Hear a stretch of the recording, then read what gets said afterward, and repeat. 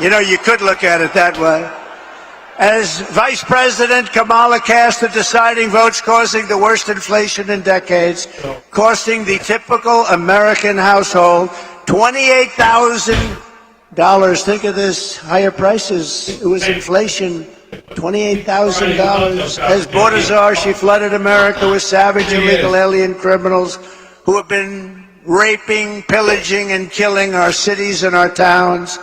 3 years ago this week, she was the final vote on the catastrophic Afghanistan withdrawal. And we were withdrawing, but we were going to withdraw with dignity, with grace, and with strength. We would have been out faster, but we were going to keep Bagram. But that was the most embarrassing event in the history of our country, leading to horrific war and humiliation all over the world. When Putin saw that, he invaded Ukraine. It brought a lot of people back because they said the United States is run by incompetent people. The United States is no longer respected. It's no longer strong. That's what they said.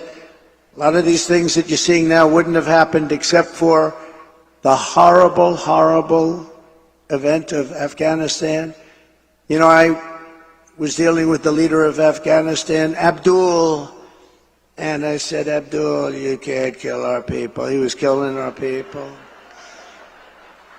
I had a strong talk with him. I'm not going to get into it exactly. We went 18 months without one soldier being sniped at or shot at. Not one soldier injured or killed. And then we had a tremendous election where we did probably 10 or 12 million more votes than we got the first time. You know, most presidents don't get as many votes the second time because people get bored, but they don't get bored with me. They get bored. No, they get bored. Like Barack Hussein Obama got far fewer votes the second time, and he won. He won. Have you heard of him, Barack Hussein Obama? Remember Rush Limbaugh? Barack Hussein Obama. He was nasty to me. You know, he was nasty. Michelle was nasty. They're all nasty. Nasty people. They were very nasty. I was surprised. I thought he was, and I was sort of nice to him. I said, no, you know, I like him. Good. It didn't matter. They were nasty to me. And, of course, last night, Kamala mentioned my name, I think, 21 times. She didn't mention the border. She didn't mention inflation. She didn't mention anything but my name over and over and over again.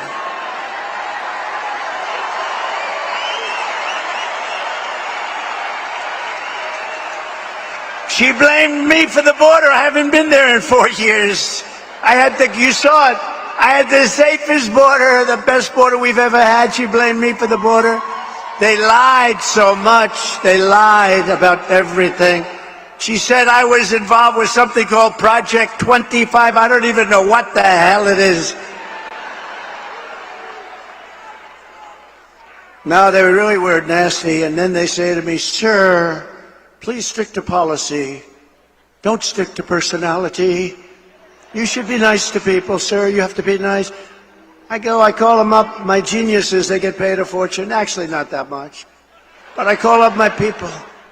I say, they're knocking the hell out of me, and you say I shouldn't get personal. I have to get personal, don't I? I have to get personal. I have to get personal. They get personal. But I'm going to do my best. So they're allowed to get personal with me, but I'm not allowed to get personal to them.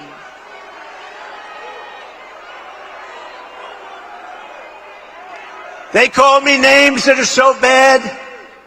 Our great First Lady says, but you're not that way, darling. They love our great First Lady, I will tell you that. They do. But darling, you're not that way. I said, I know that. And if I say something just slightly out of order, like, she didn't do a very good job last night, please never, ever mention look or anything like that. If you ever say, she didn't look really great, that's the end of your political career, so I wouldn't say a thing like that. How about her opening where she said, Thank you. Thank you. Thank you. Thank you. Thank you. Thank you. Thank you. Thank you. Thank you.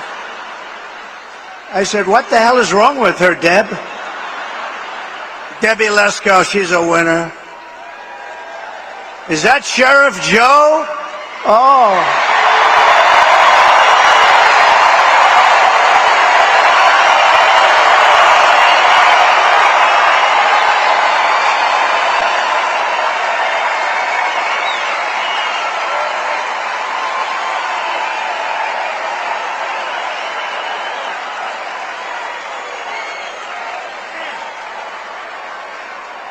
That's Sheriff Joe.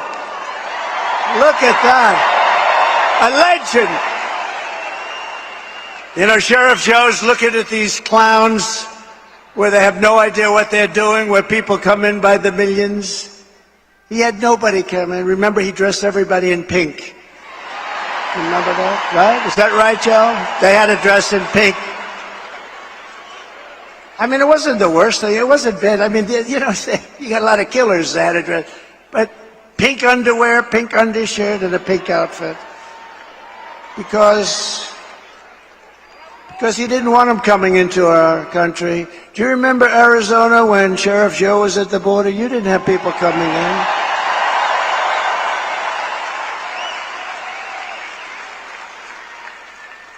I think for the 1 year he had one person come in, but they got him. Now we have 3 million people coming in through your border. Your border. Oh, through the whole thing, it's ridiculous. It's not. Joe, it's an honor, and I'll tell you, people didn't treat you right. You are a legend, and you did a job like nobody else. True.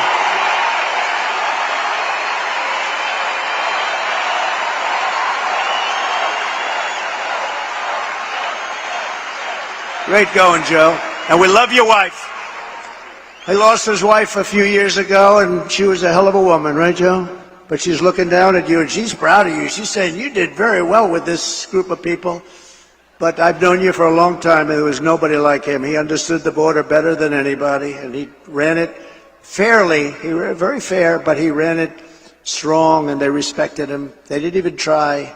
So thank you very much, Joe. And your wife is... she's proud of you. She's proud of you.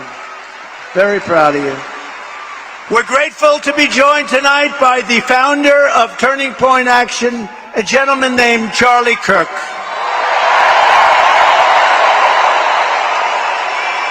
Thank you, Charlie. What a job he does. I said, Charlie, do me a favor.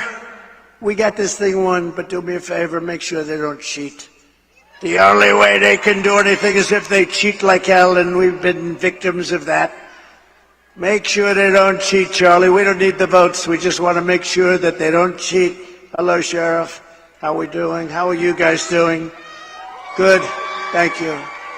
We need every sheriff to get over there, every law enforcement official, because we got the votes. We got to make sure everything's on the up and up. Charlie and his team of people, I mean, he's got hundreds of thousands of young people. It's actually quite discriminatory. Charlie, have you ever been sued by old people for not accepting them? He's got the youngest looking group of people, and they're warriors. They're unbelievable. The job Charlie has done is incredible. Thank you, Charlie. Thank you, Charlie. The job he's done is really incredible. Also with us is an incredible congresswoman who has decided to go onto a certain board. Do you know what I'm talking about? The most important board maybe in the whole country. And she's going to make sure everything's on the up and up. Debbie Lesko. Debbie, thank you, Congresswoman. Thank you, Debbie. You make sure, Debbie.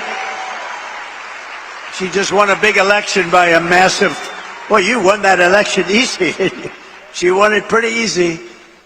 Another person who's a friend of mine, he's a warrior for a long time. He's great. He loves his state, loves our country. Andy Biggs, Congressman Andy Biggs. Thank you, Andy. Thank you.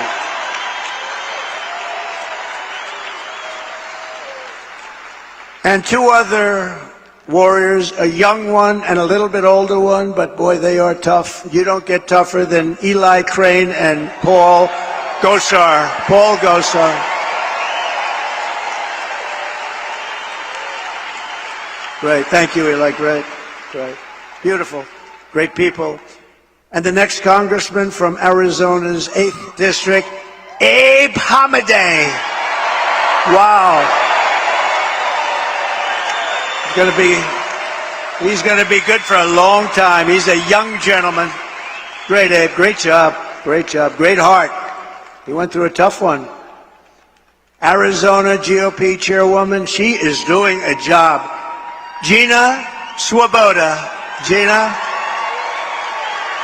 she is doing a job.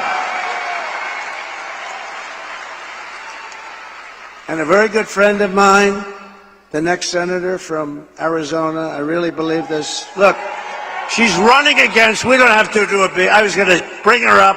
I was going to say, come on, Carrie, speak. But she just spoke for half an hour. What the hell am I going to do here? But I will tell you, she's running against a guy who's a rubber stamp for, it used to be Biden. Now who the hell knows? I don't even know. Do we know who it is? Who would, a rubber stamp for somebody.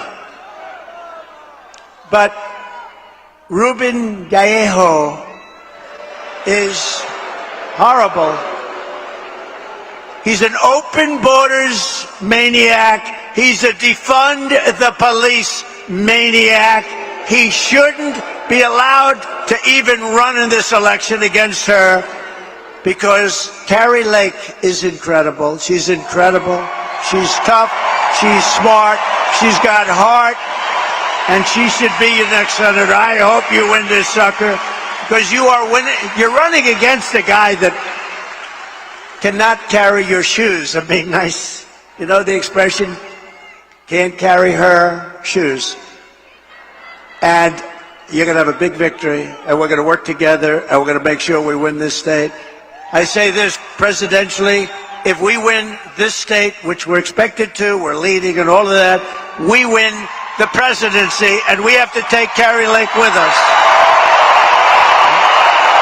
Go get him. Go get him, Carrie.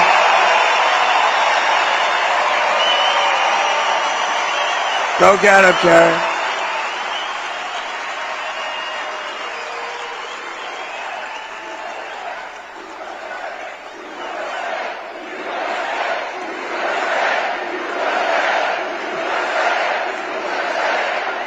Very important. And honestly, and forget, we all know Carrie. She's been a newscaster for 22 years. Everybody knows her. She's she's never had a problem. She's solid as a rock. This guy is a frickin' loser. He's a loser.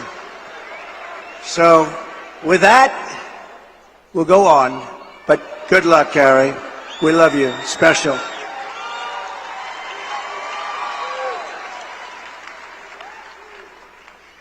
Since Democrats didn't talk about Kamala's horrendous record last night, we will. For nearly 4 years, Comrade Kamala Harris. I use that term, I don't know if it's good. Is it good or not, tell me? Let's do a poll. Let's do a poll. I love these free polls. Instead of spending $250,000 to a pollster that doesn't even poll, you know what they do? They take your money, they say, let's see, all right, 49 to 51, all right. It's one of the greatest businesses in history. I get a free poll here. Do you like the name? She's a radical left lunatic, okay? She's a defunder of the police. She wants to defund all the things that we talk about. Do I call her Comrade Kamala Harris or do I not? Ready? Ready? What do I do there? You tell me. You could tell me better than anybody. Okay, ready? I'll say yes or no. Yes.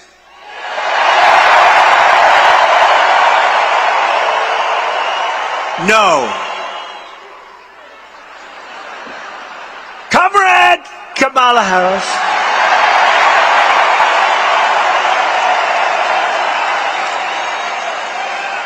Has overseen a nation-wrecking border invasion. This is a nation-wrecking It's an invasion. You know, one of the ways I built hundreds of miles of wall. I was there yesterday. I looked up and down. I said, man, I built a lot of wall. And we could have put up 200 miles more, but they didn't want to do it. And that's when I said, you know, I think they really want open borders. But we built much more wall than I said I was going to build. And you couldn't see the end of it yesterday. You couldn't see the end. We had a news conference, but it's a dangerous area. It's a dangerous area because of her. Because of him, but he put her in charge, you know, whether she's borders are, and that's what she was called. Only recently did she say she doesn't have that. But you know what? She has been the worst manager, and the Border Patrol never even saw it. They never even met her. She's in charge of it. They never even met her. And you suffered the price. She's allowed at least 20 million illegal aliens into our country, including millions and millions of unvetted fighting-age men from 159 countries. You know, it's no longer just South America. They come from Africa, the Congo. They come from a lot of coming from jails in the Congo. Let me tell you, these people, the nice thing, they make our criminals look like the nicest people on earth. That's how tough they are. They come from the Middle East. They come from areas that we're fighting. They come from enemy terrain. They come from all over the world, and they do come from South America, but not only from South America. 159 different countries in the last year, and they're totally unchecked and unvetted.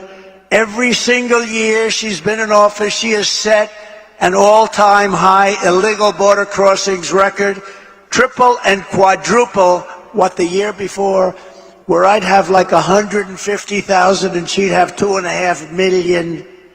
What she has done to this country, nobody can tell you. You know, she destroyed San Francisco as the district attorney. She destroyed California. You know that.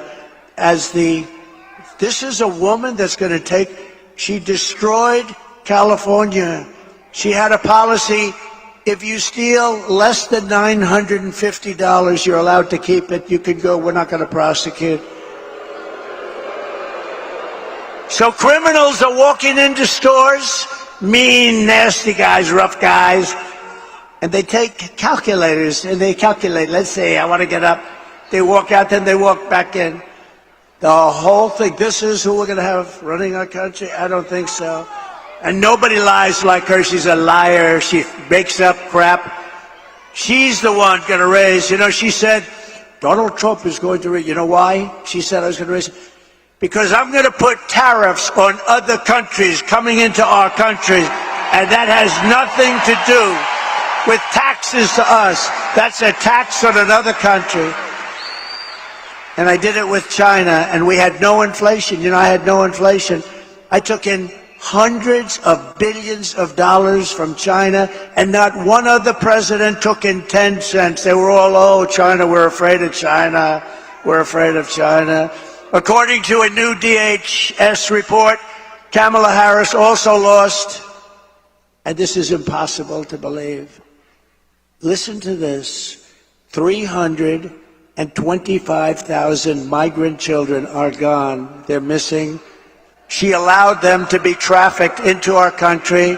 Many of these children are now in sex slavery, or they're dead, probably mostly dead. They will never see their homes or their parents again. They were swiped out of their homes. They were taken out of their homes. 300, this is a government number, 325,000 children, sex slaves, or they're dead. Many are dead. Hamas has so little respect for Kamala and Joe Biden, crooked Joe Biden, that the hostages that they're talking about all the time, I believe they're largely gone. I believe they're largely gone. So sad. When you look at what happened, when you look at that attack on October 7th, I believe they're gone. And the reason they're not negotiating, you know, it says Hamas has decided not to negotiate because what they want back are the hostages. And I think those hostages, for the most part, aren't around anymore. And so they said, oh boy, we can't really negotiate because we don't have the hostages. The hostages are largely gone. How sad, how terribly sad. If they feared and respected Joe Biden and Kamala, they would never have killed those hostages. They would have never attacked. They would never have attacked when I was president. Iran was broke. Iran was broke.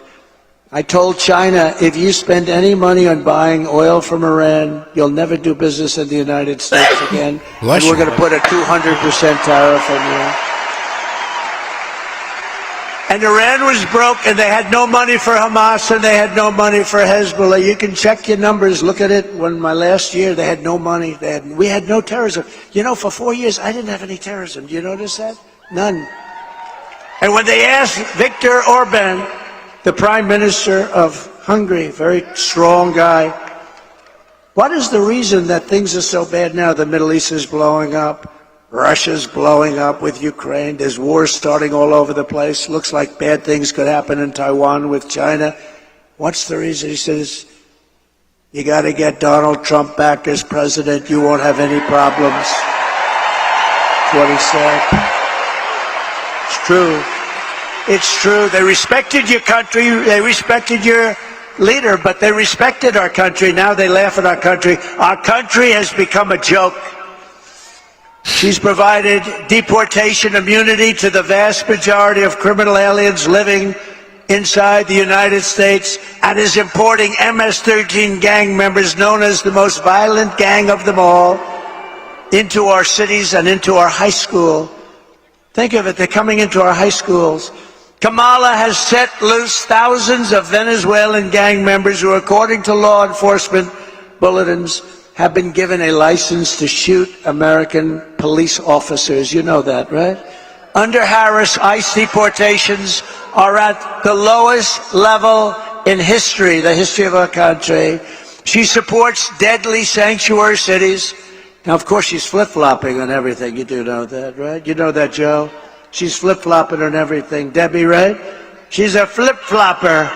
Andy, she's a flip-flopper. She flip-flops on everything. Because she was polled, she said she didn't do too well. That's probably why she was the first out of 22 people. I can't get over it. She was the first failure. Yeah. And now she's running. Oh, we're going to beat her. I look forward to the debate, too. I do look forward to the debate. All right, live from Studio 6B, we're listening to President Trump.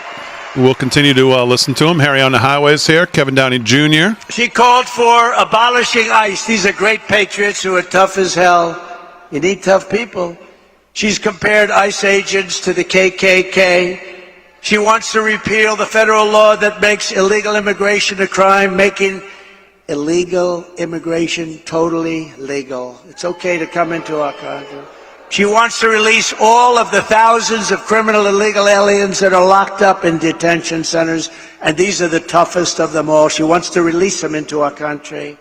We have detention centers for the toughest of them all. She says, we're going to release them. Now maybe they'll ask her tonight, oh no, I would never do that. She might change. She's changing and everything. But don't forget, if the election ever went haywire, if they can find a way to cheat enough and she wins, in quote, she wins, she's going to do everything that you wouldn't dream of, including no fracking. She didn't discuss fracking last night. No fracking in Pennsylvania. She didn't discuss anything last night. I can't imagine she can do well in Pennsylvania. She was grateful. 500,000 jobs are involved with fracking. Thank you. And a huge amount of their budget, everything's involved with fracking. And she's against it. In her speech last night, she lied about almost everything. She lied when she said, I was going to raise taxes. No, I'm lowering taxes. She's the one. She lied and said that, oh, this is the best. I'm going to be the one, and I was already there. I didn't touch your Social Security, and a lot of Democrats wanted me to. She lied when she said that I want to cut Social Security and Medicare. No, she wants to cut it because she wants to have the illegal immigrants coming into our country to go on Social Security and Medicare, which will destroy Social Security and Medicare. That's exactly right. It's Kamala Harris who cast a tie-breaking vote to cut Medicare by $266 billion. She cut your Medicare, remember this, by $266 billion, and then promised mass amnesty last night to 20 million illegal aliens and make them American citizens, which will absolutely obliterate your Social Security and your Medicare, ultimately leaving those programs bankrupt and our seniors desperate and poor. And remember, when you talk about all of those hundreds of billions of dollars, you know what she's putting that money into? The Green New Scam. She took it out of your Medicare. She's putting it into one of the greatest ever, one of the great voices of sport. Stand up. Let's see if anybody knows who the hell you are. Good job. He's a good man. He's done a good job. But she took it out and she wants to put it in. She put it in. I didn't see who that was. Scam. She said the border was safe under her direction. You know, they're the party of disinformation and misinformation. They'll say something 100 times. The border was safe. Did you see last night? The border's safe. The first time she said that was about 2 months ago, and she went like this. The border was safe. She started choking. Horrible. They are the misinformation, disinformation. They lie. They keep saying the same untruth over and over again. And you know, you're not like in my business. You're not in this political business like these people. You're in other things. You're lawyers and you're carpenters and you're electricians and you're drivers and you're doing a lot of things. By the way, no tax on tips. Remember that? No tax on tips. No tax on tips. She tried that one, and yet in Congress right now they have bills to destroy people that don't. Do you see what's going on? It'll never happen with her. It's guaranteed to happen with me. No tax on tips. But actually, it's the most dangerous and unsafe border anywhere in the world. There's never been a border like it. No country ever. If a country had a border like that, they would fight with sticks and stones if they had to keep the people out. She believes that if you say things enough over and over again, even if they're stone-cold lies, like Project 25, he believes in, I don't even know what the hell it is. I know it's a group of people that got together and they're slightly on the conservative side.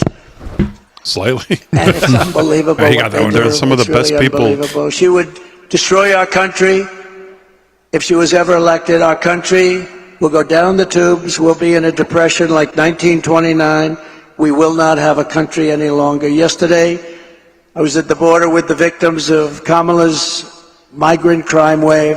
One of them is here with us tonight. Michael Morin is the brother of Rachel Morin, who you know about. Rachel was a cherished 37-year-old mom of 5 absolutely incredible children, beautiful woman.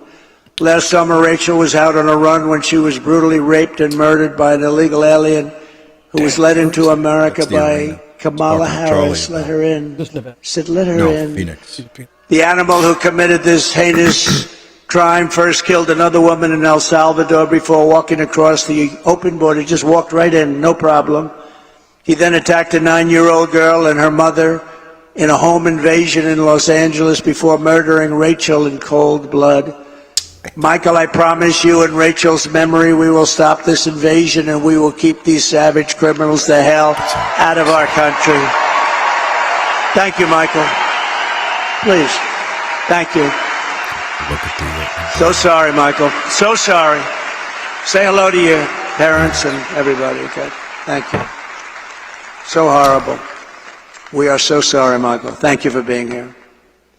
According to her own administration statistics on crime victims, Kamala Harris has presided over a 43% increase in violent crime. These are government numbers, by the way, including 58% increase in rape, 89% increase in aggravated assault, and 56% increase in robbery. During the riots of 2020, she encouraged her followers to donate to bail criminals, looters, and arsonists and killers. People died, including Sean Michael Tillman, a dangerous repeat offender who went on to shoot and kill a Minnesota man 6 times in the head. He shot him 6 times in the head and torso. And Kamala, let him out, let him go. while Kamala Harris was DA of Sanctuary City, San Francisco. 20 years ago, maybe the greatest city in the world. Today it's unlivable. She ignored the pleas of victims' family. Please, please please don't do this to us. And refused to seek the death penalty against an illegal alien MS-13 gang member, one of the worst murderers they've seen in years, who murdered an innocent man and his 2 sons and didn't even remember he did it.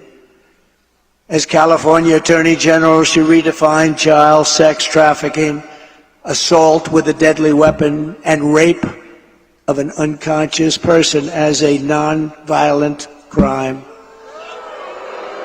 Comrade Kamala Harris destroyed single-handedly, with some help from the worst governor in our nation, Gavin Newsom, both San Francisco and California itself. He's a terrible governor. What a governor. For years, but you know, she might have picked a worse one. If you look at the numbers in Minnesota, we hope we're going to win Minnesota. You know, it hasn't been won since 1972, Richard Nixon. But we're doing well there too, but the governor is horrible. You know what he did? He approved a bill to give tampons in every young man's bathroom. Right? Think of that. This is what we have. This is our vice president, our potential president. Tampons in boys' bathrooms.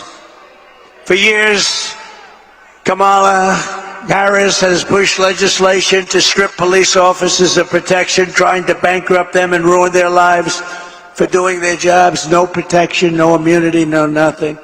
She even endorsed defund the police. I will never defund the police. I will only fund the police and fund them with plenty of money and pride. I will always back our law enforcement heroes in blue. We are pleased to be joined tonight by the president of the Arizona Police Association, Justin Harris. Oh, no, he's not a relation. Justin, are you a relation? He's not a relation to Harris, no. Last name is Harris, spelled the same. I'm very concerned about this. I'm not really. But Justin Harris is a great gentleman who has a special announcement. Justin, would you please come up? Thank you. Really. All right, live from Studio 6B, we're watching President Trump. Harry on the highway here, Kevin Downey Jr. as well. We'll, I'm not worried about it. he said, I'm not worried about it. I'm not worried about your last name being Harris, really.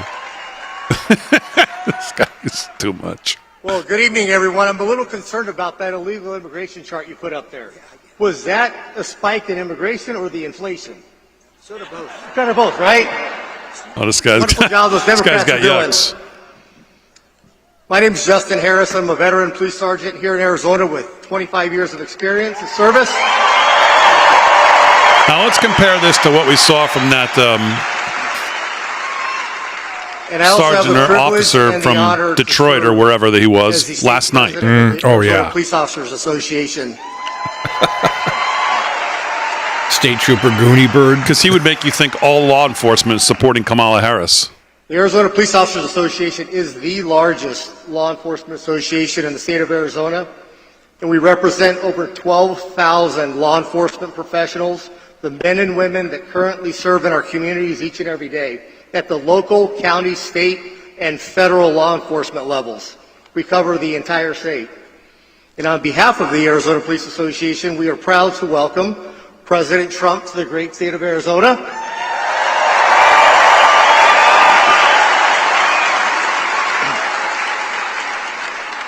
And to the wonderful city of Glendale, home of Luke Air Force Base. Harry, a lot of people saying it's nice to see you in studio. Folks, these men and women in Luke Nice to be here. fly those beautiful F-16 I was talking to fighting Falcons of the Cowboy 309th Chad. Fighter He Squadron, texted me yesterday and those beautiful, about beautiful something that's going on in F-35 this Lightnings. community. And he said, I haven't seen you in a while, Harry. I said, oh, I'll be on next week. Well, Nothing I'm like here early. hearing those There you jets go. flying I said, overhead let's accepts do the some sound calls of next freedom week. and American Pick a day. ingenuity. Are we getting some kind of an endorsement here from them, I would assume? Or Yes. something here.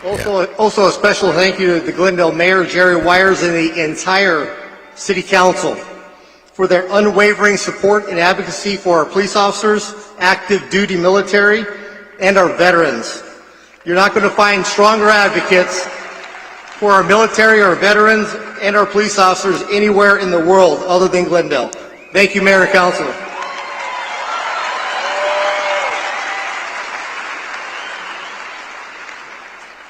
Also, I wanted to give a special thanks to the men and women of the Glendale Police Department, the best and most professional police department in the country. Thank you. With a special thanks to Police Chief Chris Briggs and the other 8 West Valley Coalition departments that allowed us to use their law enforcement officers here today to keep us all safe. Thank you, gentlemen and women.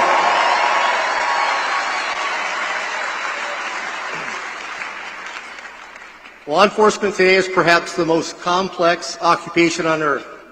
It's an honorable profession of service and commitment to others, those who step in the gap between good and evil and to protect our communities, and we do so knowing the risk. Officers are required to make split-second decisions under the most uncontrolled, chaotic, and stressful situations, often at great risk to their own personal safety. Given the literally millions of contacts between officers and the communities annually, with a few exceptions, officers make those decisions correctly as trained and in accordance with the law. But high profile does not mean high frequency. Currently, in this day and age of instant information, social media, and videos, there's an unrealistic expectation of absolute perfection. It is not possible to be perfect every time because we hire from the human race. People are not perfect. Good people can make mistakes. However, the constant orchestrated villainization of police officers has eroded the public's trust. It has encouraged an air of obstinance, disrespect, and assaultive attitudes and behavior towards police officers. What was that name we called her? Was that Comrade Kamala? Was that what it was?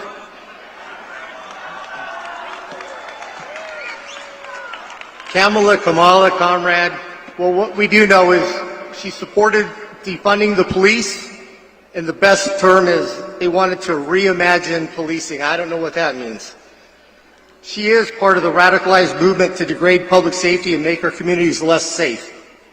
In contrast, under President Trump's first term in office, he always had our backs. Thank you for that.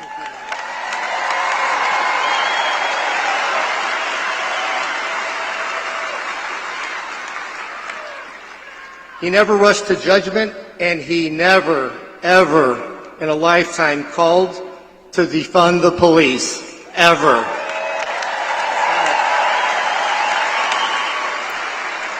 And we owe him a debt of gratitude for that.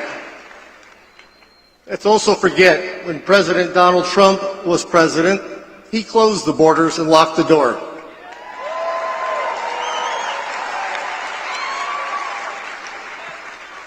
Border czar Kamala Harris opened the door and let everybody in.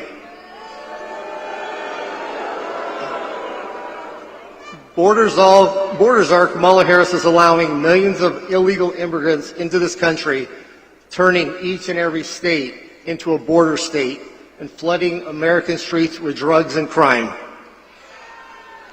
The Democrats haven't quite figured this out yet, but it's not rocket science. But open borders equals more crime.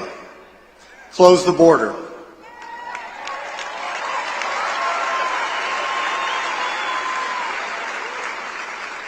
And my gut tells me that there's a gentleman standing up here on stage today that's going to do exactly that.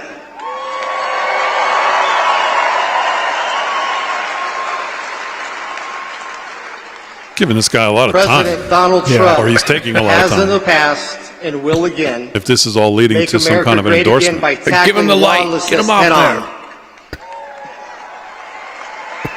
Here comes Sandman with the hook.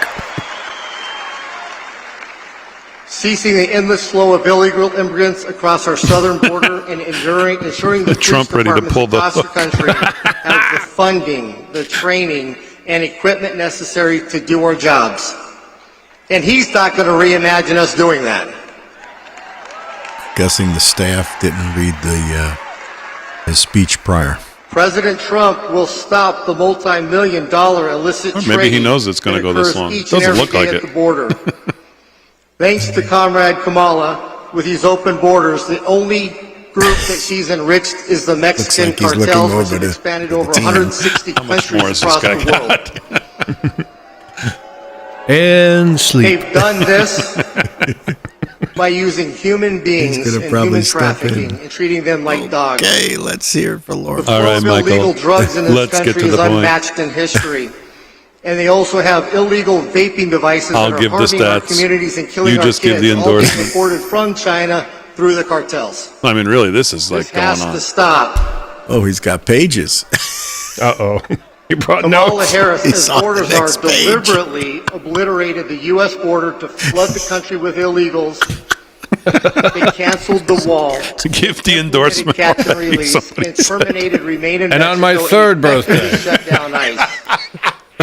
Pulling those agents off of the front line, putting them in administrative duties to do paperwork and change diapers. Meanwhile, the front door of our country is wide open. President looking Trump will around. stop this. He's looking around. Where's Secret Service when I need him? Somebody shoot this guy.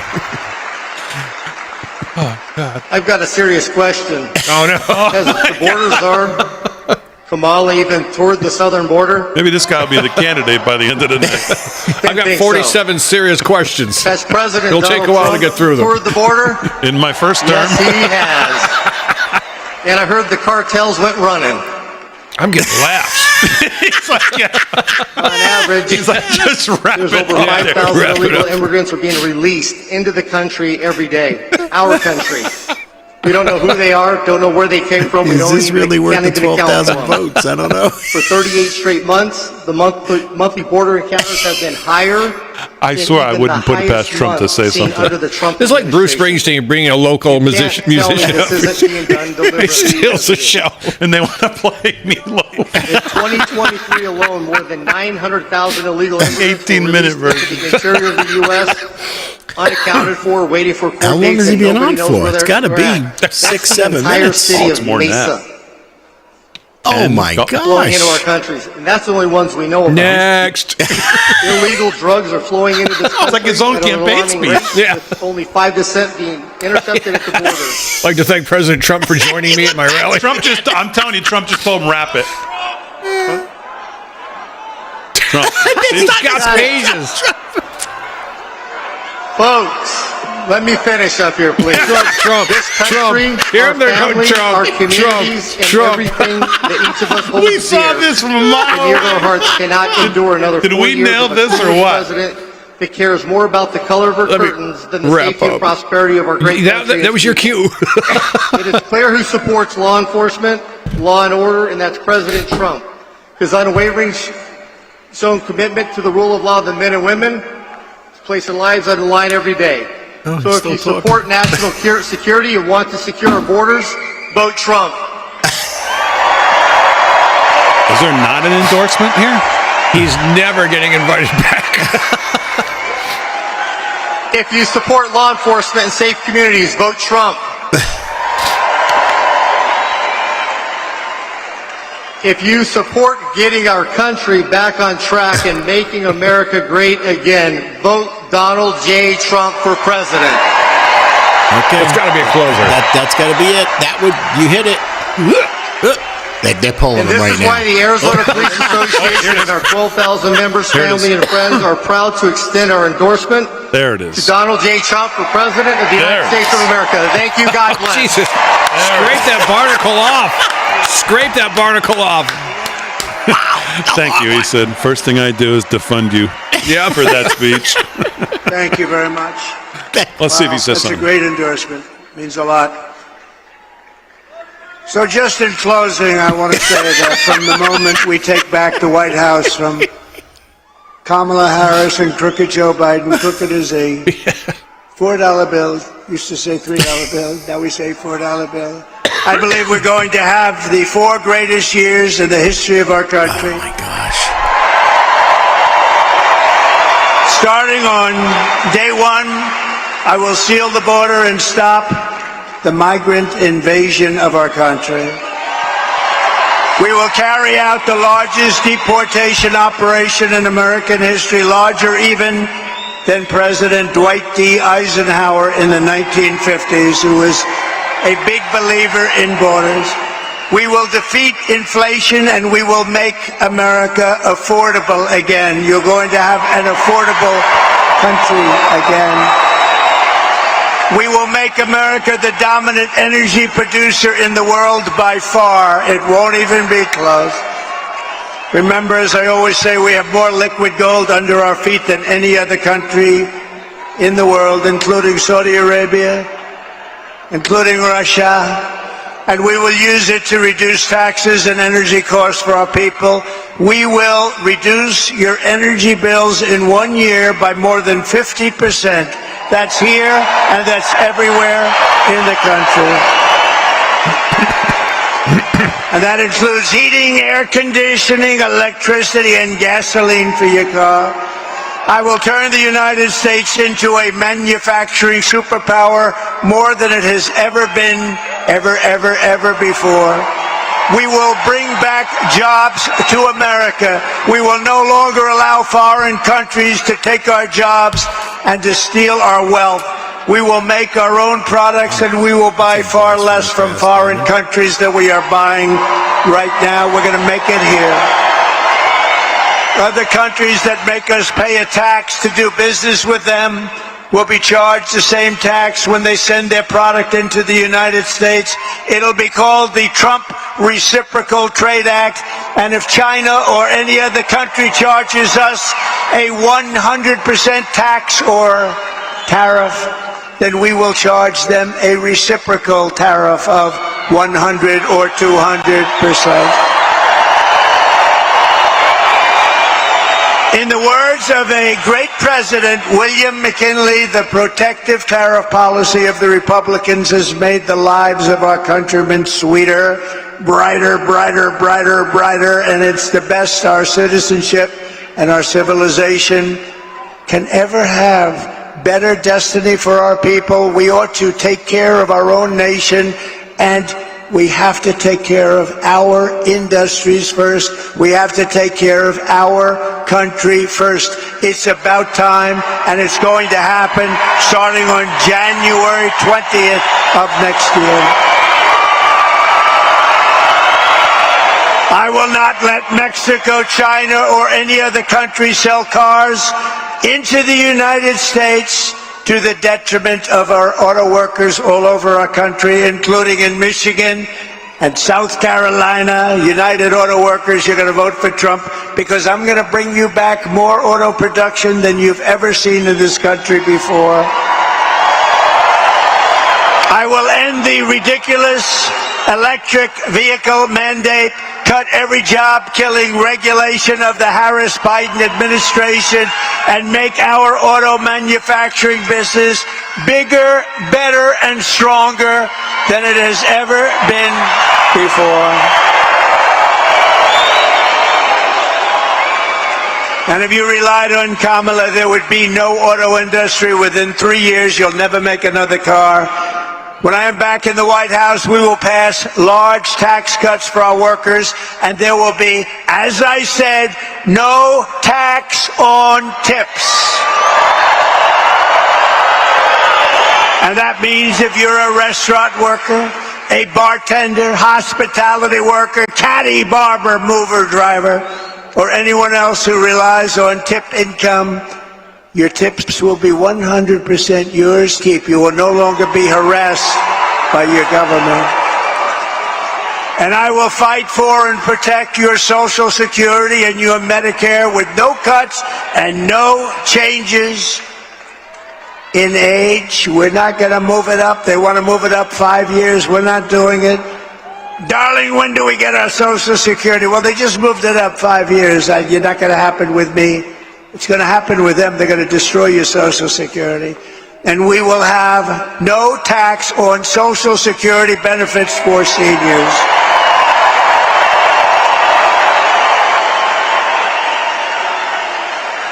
They destroyed our seniors and everyone else with their horrible inflation. And then they give you small dollars with Social Security and they want you to pay tax. I don't know.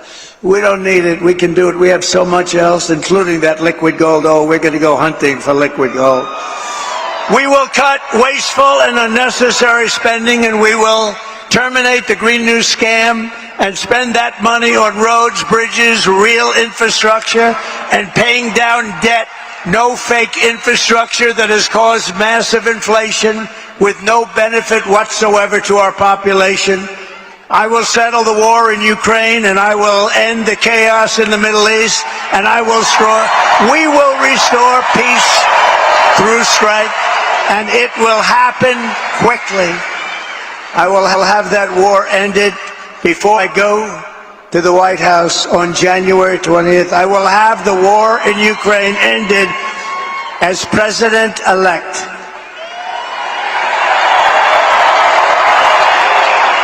And we will end the weaponization of government against the American people, including myself, by the way. They've weaponized the government against the political opponent. Can you imagine? But you just saw we won the big case down in Florida. Everyone said, oh.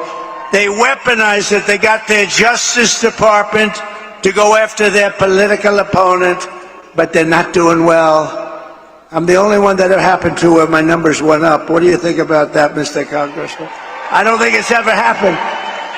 They go after me and my numbers go up. Somebody's got to explain this.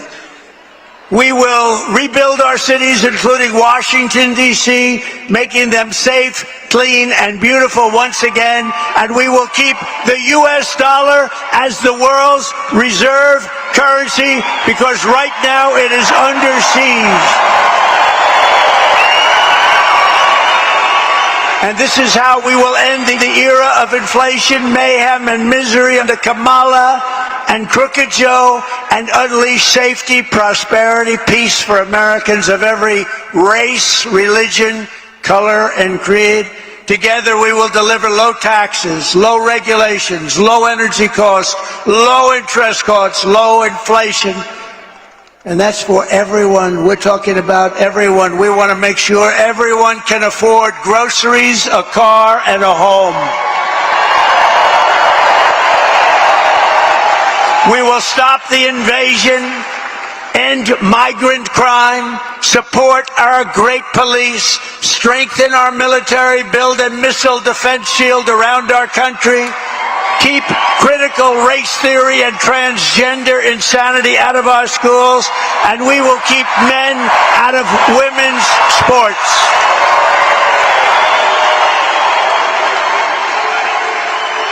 We will defend the Second Amendment, and we're going to restore. Those people don't allow it. The fake news doesn't allow it. We will restore free speech in our country, and we will secure our elections, Mr. Congressman. Everyone will prosper, every family will thrive, and every day will be filled with joy and opportunity and hope. But for that to happen, we must defeat Kamala Harris, a new name. We must stop her country-destroying liberal agenda once and for all. We have to put an end to it. So get your friends, get your family, register, volunteer, and get out to vote. We want a landslide that is too big, too rigged, too big, too rigged. Right? Right, Deb? On November 5th, we will save our country, we will save our economy, we will rescue our middle class, we will reclaim our sovereignty and restore our borders, we will put America first, and we will take back our country, and together we will make America powerful again. We will make America wealthy again. We will make America strong again, so strong. We will make America proud again. We will make America safe again. We will make America free again. And we will make America great again. God bless you all. God bless you. Thank you very much. Thank you, Arizona. God bless you all. President Trump live in Arizona. TP USA, TP Action. Charlie Kirk and the gang out there. Carrie Lake spoke before. President Trump and Sheriff Harris featured tonight in Arizona. We'll see if we get a little towel dance here from the president. I'm sure. There it is. There it is. They went crazy in Wilkes-Barre when he did that. Did they? No, it's a thing now, right? That's right. You saw it. How was that? You enjoyed that? Trump I dance. loved it. Harry on the highway is here. Harry, how are you? I'm great. Back from the DNC. Harry just flew Right off right the in. plane. Whoosh, came Flew in. right in from Chicago. Survived. Chicago. Survived Chicago. I Flew did. into New I York. did. Came right here to the studio. People in the chat are happy to see you here. I'm happy to be here. Happy to be seen. So how was? Well, I don't know. I mean, do I dare ask you? How was Chicago? Now, you for the most part tried to stay away from the craziness. Yeah, I was there. I went there yesterday. I was in the arena yesterday. The main arena. Main arena. United Center. For about 4 hours. With Nick Ballasy from Just the News, who were doing some interviews. And we saw Stevie Wonder and He didn't see you, though. Sharpton. He didn't see me. We Just so you know. we got his interview as he was coming out of the bathroom. We figured we pinpointed him, and then his entourage got him. Compared to, the RNC was there, about 2 months ago to this. The excitement, the RNC was Mardi Gras. Best way of putting it was Mardi Gras, right? It was stuff going on everywhere, restaurants. This was just the arena, and people would herd in, herd out. You could tell that it was, Hollywood putting it on. You could tell by just the difference in the landscape going up to the arena with all the big Hollywood lights and everything, all the production trucks. I think there was 7 production trucks alone just to control that event.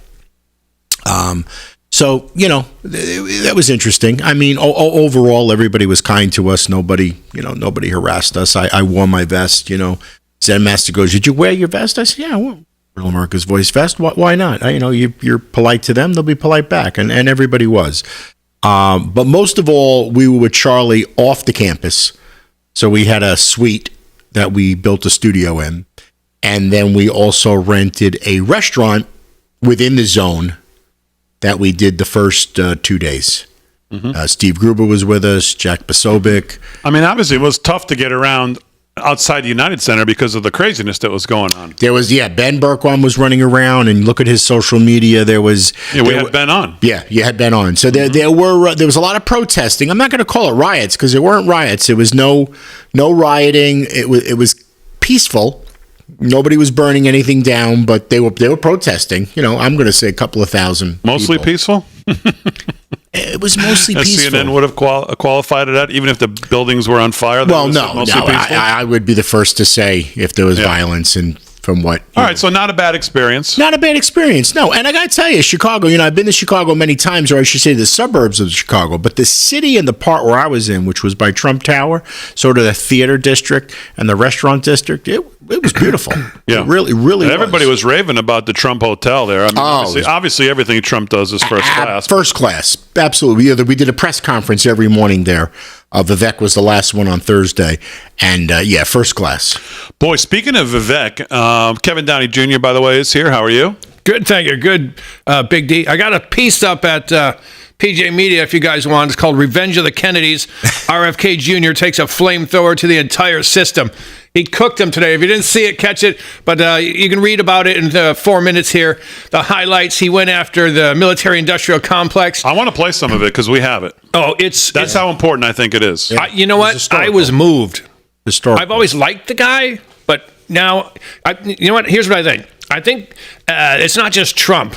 Now it's kind of a bigger movement because Elon Musk is on board, and if you guys watch it, you pay attention. He sort of hints that Trump is going to put him in charge of something big. Probably, I'm thinking either he's going to take Fauci's job or the CDC because he's really, like his heart is into getting the nation healthy, especially kids. So that tells me they've already got a deal. And they're going to work together. You watch RFK Jr. He's on Team Trump now, and he's going to be in the administration in some way or on the team. Elon Musk is going to be on. If he pulls Tulsi Gabbard in, which he already has to help her him clown slap Kamala in the debate. Put her somewhere. Women love her. She's great. I think I wish he would just say, "Here's my whole cabinet. Right. You're voting for a team," and then no one will ever look at Kamala again. I have to say, RFK Jr. today took an absolute flamethrower to. Now, I wasn't, I happened to be in the middle of something today, and I did not realize he was speaking so early. I thought he was speaking later in the day. And you know who made me aware of his speech and how important and fabulous he thought it was Vinny Buda, who most of you were reintroduced to the other night on this show. Vin texted me and said, "Did you see RFK's speech?" And I said, "No, I've been tied up with something. I haven't seen it." He said, "You have to go watch it right now.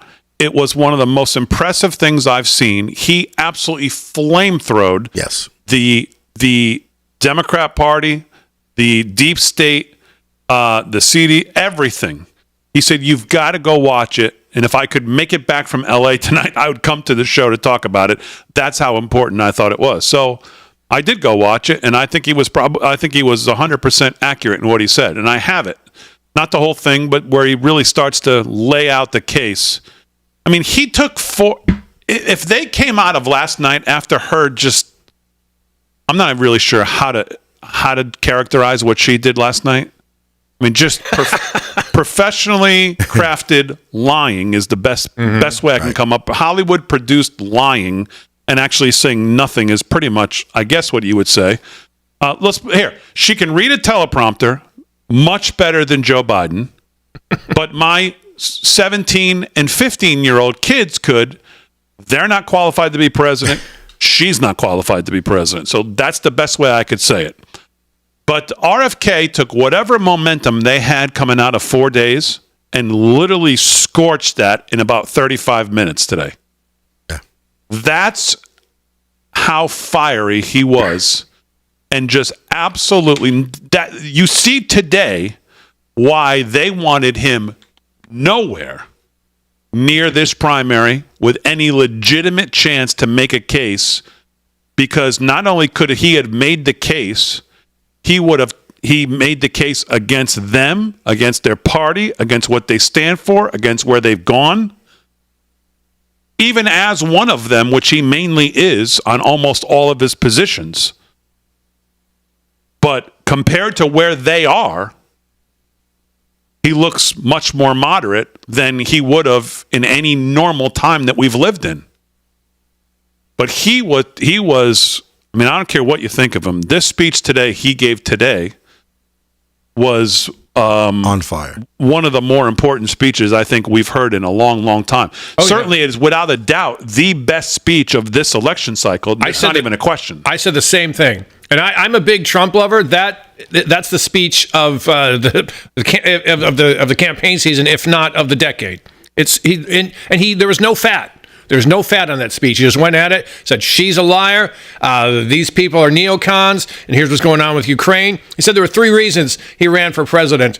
Ukraine, censorship, and what he called the war on children. He's talking about the food they eat and the obesity, the diabetes. Yeah, let's play some of it. Yeah. You know, we're not on the network right now because they're wrapping up. Charlie Kirk's wrapping up, but we're just on socials. By the way, thanks to the audience for joining us on socials. If you're whatever social you're watching on, make sure you like, subscribe to the channel.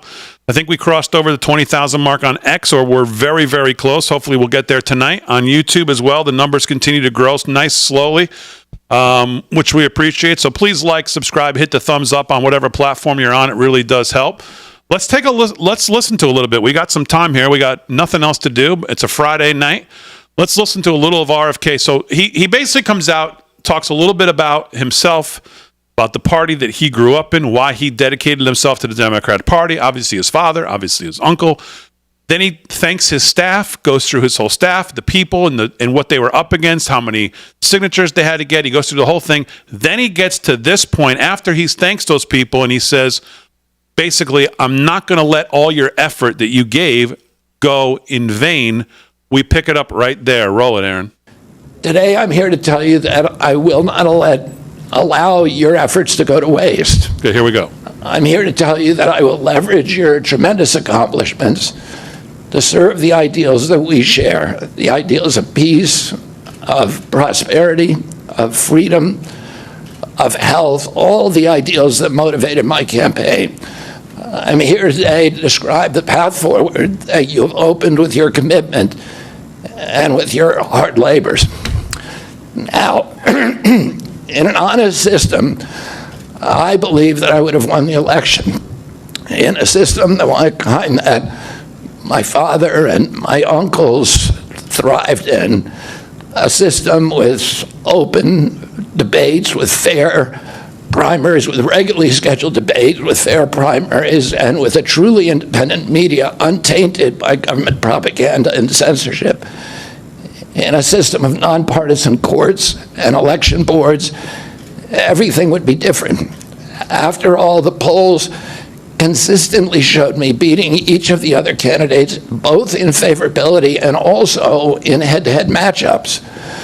But I'm sorry to say that while democracy may still be alive at the grassroots, it has become little more than a slogan for our political institutions, for our media, and for our government, and most sadly at all for me, for the Democratic Party. In the name of saving democracy, the Democratic Party set itself to dismantling it, lacking confidence in its candidate, that its candidate could win in a fair election at the voting booth. The DNC waged continual legal warfare against both President Trump and myself. Each time that our volunteers turned in those towering boxes of signatures needed to get on the ballot, the DNC dragged us into court, state after state, attempting to erase their work and to subvert the will of the voters who had signed those petitions. It deployed DNC-aligned judges to throw me and other candidates off the ballot and to throw President Trump in jail. It ran a sham primary that was rigged to prevent any serious challenge to President Biden. Then, when a predictably bungled debate performance precipitated the palace coup against President Biden, the same shadowy DNC operatives appointed his successor, also without an election. They installed a candidate who was so unpopular with voters that she dropped out in 2020 without winning a single delegate. My uncle and my father both relished debate. They prided themselves on their capacity to go toe-to-toe with any opponent in the battle over ideas. They would be astonished to learn of a Democratic Party presidential nominee who, like Vice President Harris, has not appeared in a single interview or an unscripted encounter with voters for 35 days. This is profoundly undemocratic. How are people to choose when they don't know whom they are choosing? And how can this look to the rest of the world? My father and my uncle were always conscious of America's image abroad because of our nation's role as the template for democracy, the role model for democratic processes, and the leader of the free world. Instead of showing us her substance and character, the DNC and its media organs engineered a surge of popularity for Vice President Harris based upon, well, nothing. No policies, no interviews, no debates, only smoke and mirrors and balloons. Just pause it here for a second. There were reports as little as 7 to 10 days ago that he was in discussions from the media with Kamala Harris to maybe drop and endorse her and think about going into her administration. think about those reports from the media and how bogus they were, and listen to this guy today, a guy who has clearly said, as much as he's pretty mild-mannered still, and he has the voice issue that he has to deal with, I guess, he said today, enough is enough. Today is the day I choose to fight back against these crooked people. I am not going to take this anymore. And I am going to go against what most people think I should do. I'm going to stand up for what I believe in. I'm going to stand up for this country. And I'm going to get behind the guy who can help me and this country put these people in their place and get the revenge that I think I deserve for what they have done. These people are crooked. They play underhanded. They're slimy. They've done everything they can to dehumanize me, to take away my ability to have a free and open debate, have a free and open election, put my ideas against the rest of the party. They don't want to hear it. They don't want to hear from me. They don't want to see me in the media. They don't want any of that. And today, he decided enough was enough. And that is, I think, the spirit that he holds inside him as we listen to this speech. That's all I could think about when I was watching this. Enough is enough. And he kept, he delivers a good speech, keeps his temper in check and doesn't get off the rails, gets on the, sticks to the message, on point. But you can tell there's a little fire in him today with some of the way he just flamethrowed this party. Go ahead, Aaron. He produced Chicago Circus. There in Chicago, a string of Democratic speakers mentioned Donald Trump 147 times just on the first day. Who needs a policy when you have Trump to hate? In contrast, at the RNC convention, President Biden was mentioned only twice in 4 days. I do interviews every day. Many of you have interviewed me. Anybody who asks gets to interview me. Some days I do as many as 10. President Trump, who actually was nominated and won an election, also does interviews daily. How did the Democratic Party choose a candidate that has never done an interview or debate during the entire election cycle? We know the answers. They did it by weaponizing the government agencies. They did it by abandoning democracy. They did it by suing the opposition and by disenfranchising American voters. What most alarms me isn't how the Democratic Party conducts its internal affairs or runs its candidates. What alarms me is the resort to censorship and media control and the weaponization of the federal agencies. When a U.S. president colludes with or outright coerces media companies to censor political speech, it's an attack on our most sacred right of free expression, and that's the very right upon which all of our other constitutional rights rest. President Biden mocked Vladimir Putin's 88% landslide in the Russian elections, observing that Putin and his party controlled the Russian press, and that Putin prevented serious opponents from appearing on the ballot. But here in America, the DNC also prevented opponents from appearing on the ballot. And our television networks expose themselves as Democratic Party organs. Over the course of more than a year, in a campaign where my poll numbers reached at times in the high 20s, the DNC-aligned mainstream media networks maintain a near perfect embargo on interviews with me. During his 10-month presidential campaign in 1992, Ross Perot gave 34 interviews on mainstream networks. In contrast, during the 16 months since I declared, ABC, NBC, CBS, MSNBC, and CNN combined gave only 2 live interviews from me. Those networks instead ran a continuous deluge of hit pieces with inaccurate, often vile, pejoratives and defamatory smears. Some of those same networks and colluded with the DNC to keep me off the debate stage.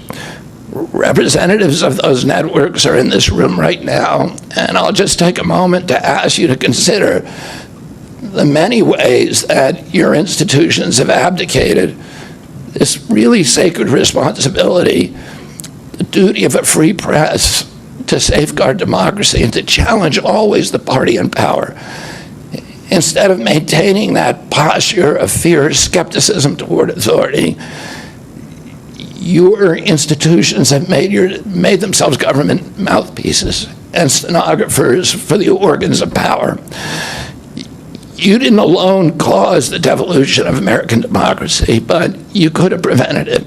Great line. The Democratic Party's censorship of social media was even more of a naked exercise of executive power. This week, a federal judge, Terry Doty, upheld my injunction against President Biden, calling the White House's censorship project, quote, the most egregious violation of the First Amendment in the history of the United States of America.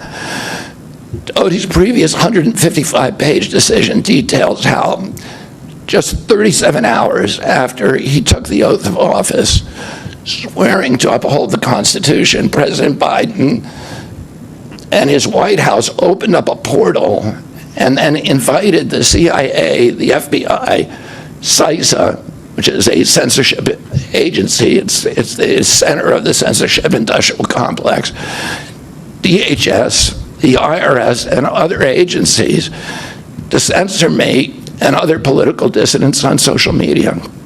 Even today, users who try to post my campaign videos to Facebook or YouTube get messages that this content violates community standards. 2 days after Judge Doty rendered his decision this week, Facebook was still attaching warning labels to an online petition calling on ABC to include me in the upcoming debate. They said that violates community standards, their community standards. The mainstream media was once the guardian of the First Amendment and democratic principles, and it's joined this systemic attack on democracy. It also, the media justifies their censorship on the grounds of combating misinformation, but governments and oppressors don't censor lies. They don't fear lies. They fear the truth, and that's what they censor. And I don't want any of this to sound like a personal complaint, because it's not. For me, it's all part of a journey, and it's a journey that I signed up with. But I need to make these observations because I think they're critical for us doing the thing that we need to do as citizens in a democracy to assess where we are in this country and what our democracy still looks like, and the assumptions about U.S. leadership around the globe. And are we living up, are we really still a role model for democracy in this country? Or have we made it, a kind of a joke? And here's the good news. While mainstream outlets denied me a critical platform, they didn't shut down my ideas, which have especially flourished among young voters and independent voters, thanks to the alternative media. Many months ago, I promised the American people that I would withdraw from the race if I became a spoiler. A spoiler is someone who will alter the outcome of the election but has no chance of winning. In my heart, I no longer believe that I have a realistic path to electoral victory in the face of this relentless, systematic censorship and media control. So I cannot in good conscience ask my staff and volunteers to keep working their long hours, or ask my donors to keep giving when I cannot honestly tell them that I have a real path to the White House. Furthermore, our polling consistently showed that by staying on the ballot in the battleground states, I would likely hand the election over to the Democrats, with whom I disagree on the most existential issues: censorship, war, and chronic disease. I want everyone to know that I am not terminating my campaign. I am simply suspending it and not not ending it. My name, my name will remain on the ballot in most states. If you live in a blue state, you can vote for me without harming or helping President Trump or Vice President Harris. In red states, the same will apply. You know what he means there. I encourage you All you to in the vote blue for state me. who don't want to vote for those And two, if enough of you do you can still vote for me if you're a Democrat. and neither of the major party know what? candidates win I think 270 he stole votes, more which is votes quite possible. from In fact, Trump. But today right our now, I polling think a lot of shows Democrats him are tying going, at 269 This to guy's impressive. 269. We were told he was a And I he could was crazy conceivably business. still end up in the White House in a contingent election. But in about 10 battleground states where my presence would be a spoiler, I'm going to remove my name. And I've already started that process and urge voters not to vote for me. First time seeing it. It's with a sense of victory and not defeat that I'm suspending my campaign activities. Not only did we do the impossible by collecting 1 million signatures, we changed the So national just political pause. I just want to make sure I conversation understand this, and Kevin, you can tell me if I'm right. He's leaving his name on in the places where he doesn't see himself as a spoiler. So all the blue states, he's going to basically leave his name on there in case, as we discussed last night, there are Democrats, moderates, centrists who say, I can't vote for Harris or Biden, those two idiots.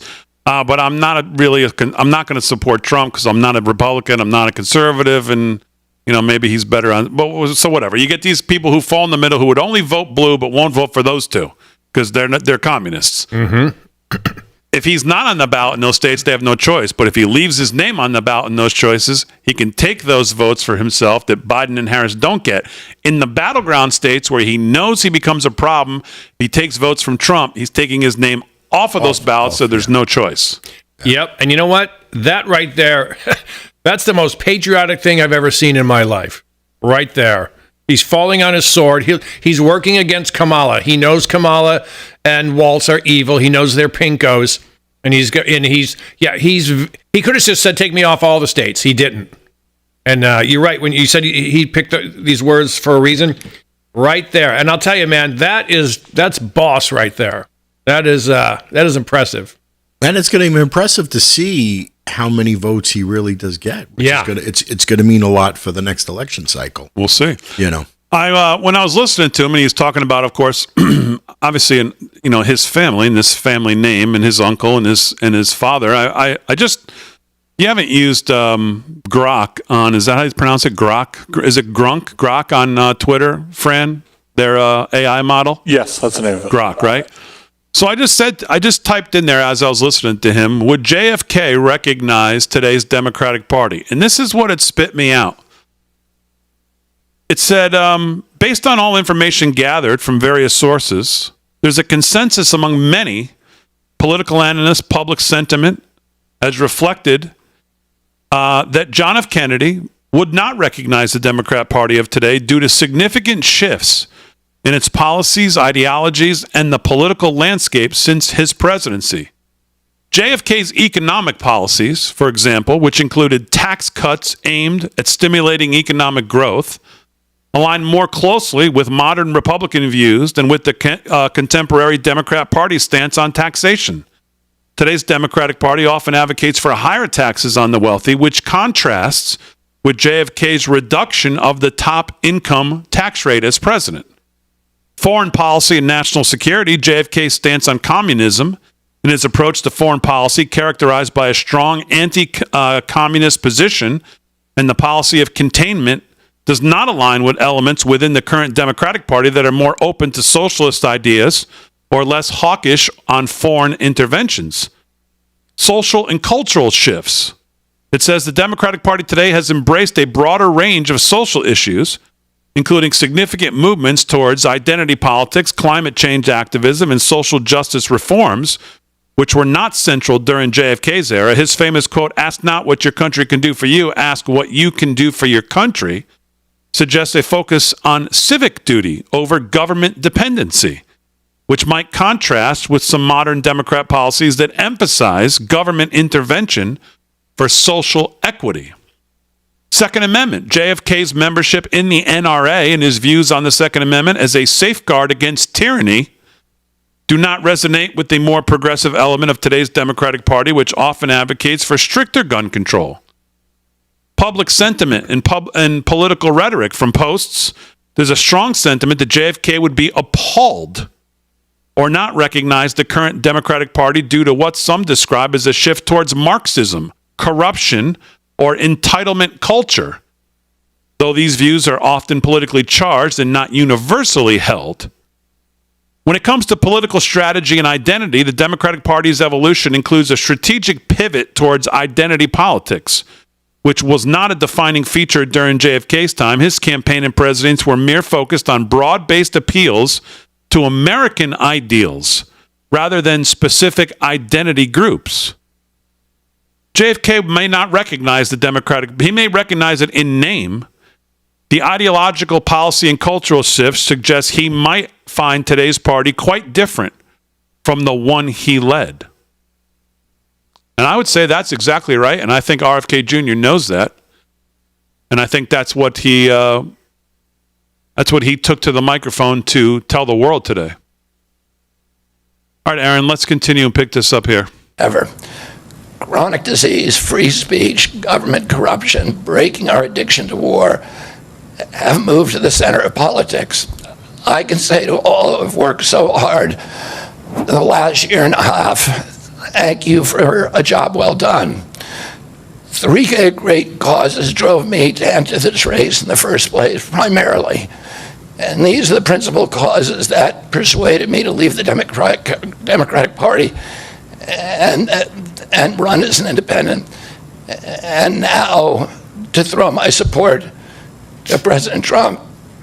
The causes were free speech, the war in Ukraine, and the war on our children. I've already described some of my personal experiences and struggles with the government's censorship industrial complex. I want to say a word about the Ukraine war. The military industrial complex has provided us with a familiar comic book justification, like they do on every war, that this one is a noble effort to stop a supervillain, Vladimir Putin, from invading the Ukraine and then to thwart his Hitler-like march across Europe. In fact, tiny Ukraine is a proxy in a geopolitical struggle initiated by the ambitions of the U.S. neocons for American global hegemony. I'm not excusing Putin for invading Ukraine. He had other options. But the war is Russia's predictable response to the reckless neocon project of extending NATO to encircle Russia, a hostile act. The credulous media rarely explain to Americans that we unilaterally walked away from 2 intermediate nuclear weapons treaties with Russia and then put nuclear-ready Aegis missile systems in Romania and Poland. This is a hostile act. And that the Biden White House repeatedly spurned Russia's offer to settle this war peacefully. The Ukraine war began in 2014 when U.S. agencies overthrew the democratically elected government of Ukraine and installed a hand-picked pro-Western government that launched a deadly civil war against ethnic Russians in Ukraine.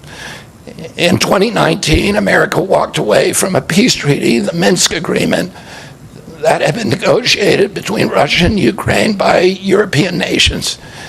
And then in April of 2022, we wanted the war. In April of 2022, President Biden sent Boris Johnson to Ukraine to force President Zelensky to tear up a peace agreement that he and the Russians had already signed, and the Russians were withdrawing troops from Kiev and Donbass and Lugansk. And that peace agreement would have brought peace to the region and would have allowed Donbass and Lugansk to remain part of Ukraine. President Biden stated that month that his objective in the war was regime change in Russia. His Defense Secretary, Lloyd Austin, simultaneously explained that America's purpose in the war was to exhaust the Russian army, to degrade its capacity to fight anywhere else in the world. These objectives, of course, have nothing to do with what they were telling Americans about protecting Ukraine's sovereignty. Ukraine is a victim in this war, and it's a victim of the West. Since then, of Russia and both Russia and the West. Since then, we have, since tearing up that agreement, forcing Zelensky to tear up the agreement, we've squandered the flower of Ukrainian youth, as many as 600,000 Ukrainian kids, and over 100,000 Russian kids, all of whom we should be mourning, have died, and the Ukraine's infrastructure is destroyed. The war has been a disaster for our country as well. We squandered nearly $200 billion already, and these are badly needed dollars in our communities, suffering communities all over our country.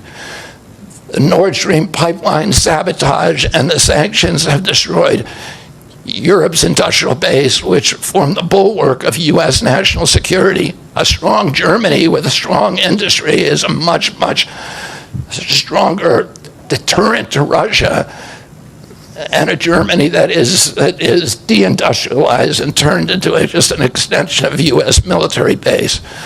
We've pushed Russia into a disastrous alliance with China and Iran. We're closer to the brink of nuclear exchange than at any time since 1962. And the neocons in the White House don't seem to care at all. Our moral authority and our economy are in shambles. And the war gave rise to the emergence of BRICS, which now threatens to replace the dollar as the global reserve currency. This is a first-class calamity for our country.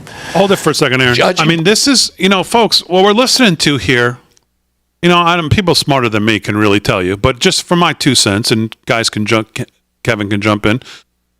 I mean, this is really a speech that you could look at, and we may look back on, and say this was the beginning of what's possibly a real realignment in this country politically, a real realignment, unification here between RFK, between two last names that will go down in history in many ways, but certainly politically, the Kennedys, the Trumps, and these two coming together, and this speech specifically, a true culmination point, it feels like.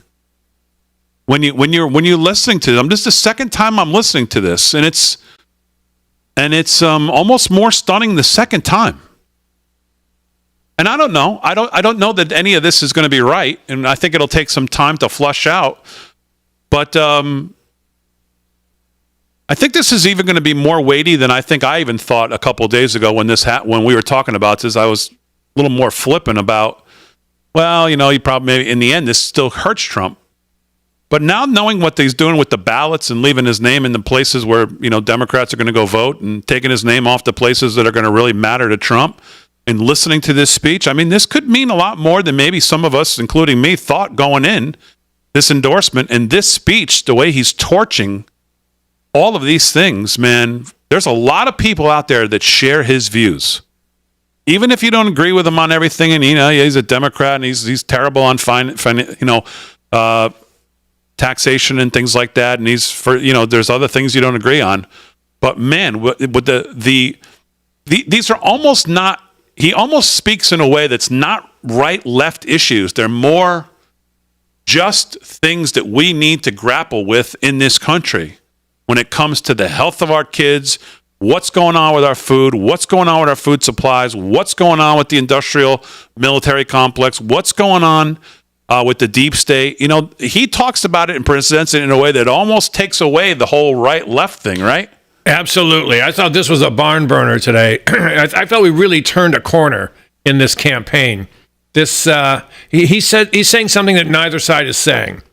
And I like what Trump says. I don't know what Kamala says, but I'm pretty sure I won't like it if she gets around to it.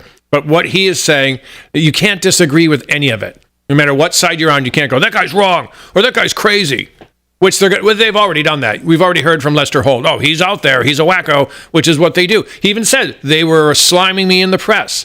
They've been after him, but they made a monumental mistake because he was taking more votes from Trump. Now He's on Trump's side. He's taking his votes with him, and he's making them all. He's exposing all of them. Right. They're all out now.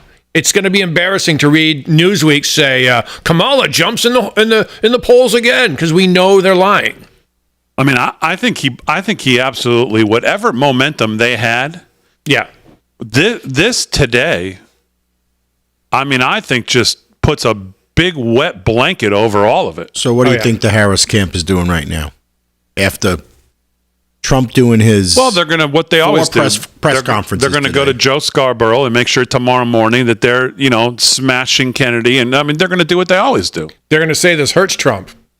And it doesn't. Yeah, they're going to spin it and do their media thing. But I mean, do you think she's going to start doing pressers? No. No. They're just going to First time you're going to hear, she's going to have to do the debate. Right. But, in the debate.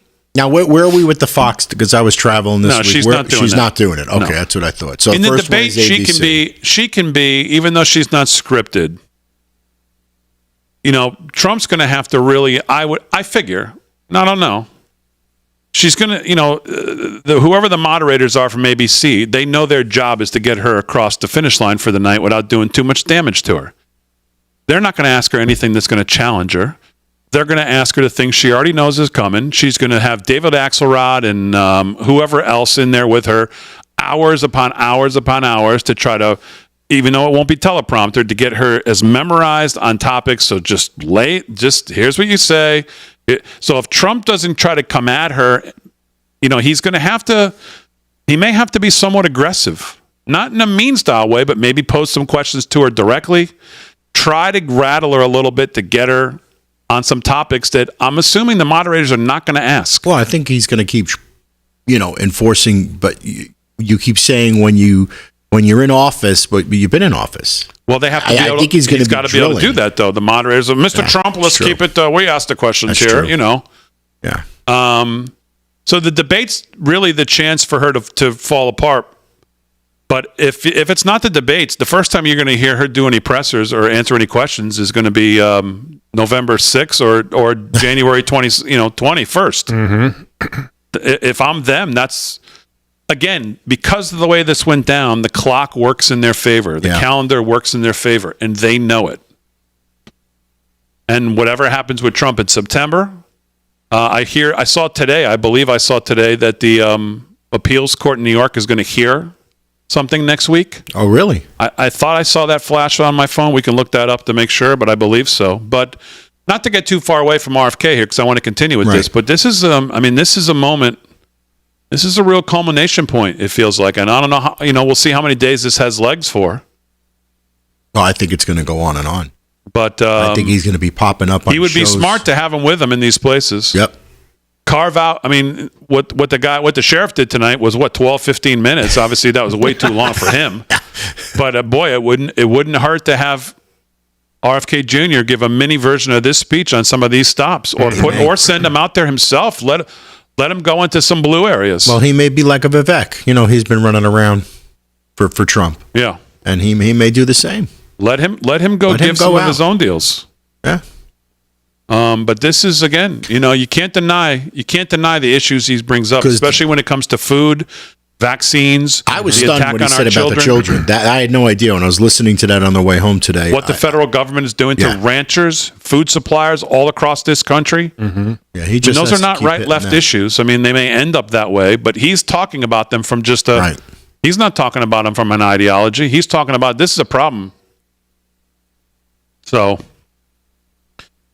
All right, I want to welcome everybody in live from Studio 6B, Real America's Voice. I want to thank Charlie Kirk and the gang. Great stuff. President Trump out there. Great speech. Carrie Lake and others. Great event. Welcome on in. Those of you just joining us on Real America's Voice. Harry on the Highway live in studio tonight. Back from the DNC. Kevin Downey Jr. here as well. Glad you're in. We've been talking about President Trump's speech tonight. And, of course, the news of the day is obviously RFK Jr. And as good as RFK Jr. was in Arizona tonight with President Trump, I mean, that was, number one, great theatrics. Great job, whoever planned all that out with the fireworks there and the real unification here. That was Charlie Kirk's team. It was his production company that did that. Unification of America. Let's unite here, and that's what you get with RFK Jr. and President Trump. But as we've been on live here on our socials before the rest of you joined us here just now, we have been talking about RFK Jr.'s flamethrower of a speech early this afternoon. And really what seems like a culmination point and maybe a real political realignment in this country. Because he absolutely torched the Democratic Party, the DNC, the convention, whatever momentum they thought they had coming out of that. I mean, we'll see what the numbers look like. But he took a big wet blanket and threw it right over that today as he torched the deep state, the Democrat Party, how they've run this party, where they've moved to, how they've run their elections, what they did to him. And we've been listening to his speech from earlier today. But it was quite the moment. It was quite the moment. It was a guy who said enough's enough. Today's the day I fight back, and I'm gonna do it strategically. I'm gonna be smart about it. I'm going to be a statesman about it. I'm going to go out there, and he gave a speech that will go down as a weighty, meaningful, political speech of the ages. Yeah. I mean, it was that good. And so we've spent a lot of time listening to a little bit of RFK. We've still got a little bit to go, and we haven't even gotten to some of the points that I think really resonate with the American people. And that's when he started talking about kids and the war on kids.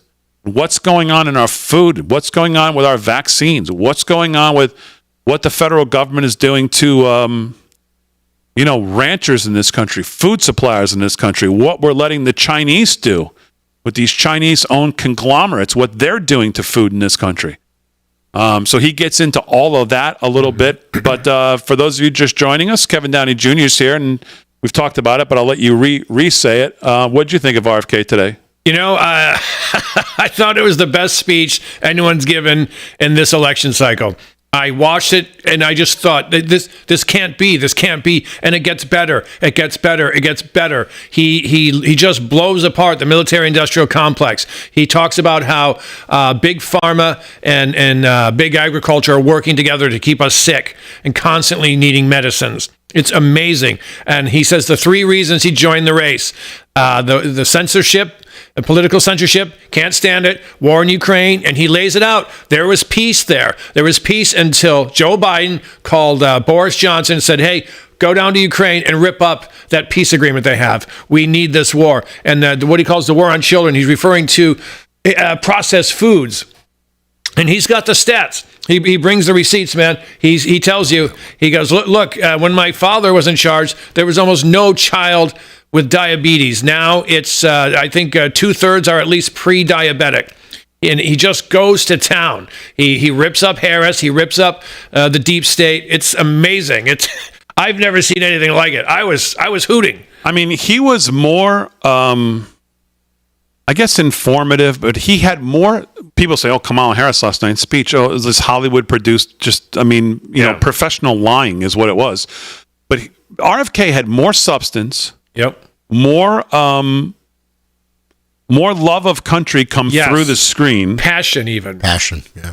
Patriotic passion. Yes. Sincerity come through in that 35, 40 minutes than I heard all week from anybody even close at the DNC. And even with that raspy voice, you didn't care listening because what he was saying was so important and moving.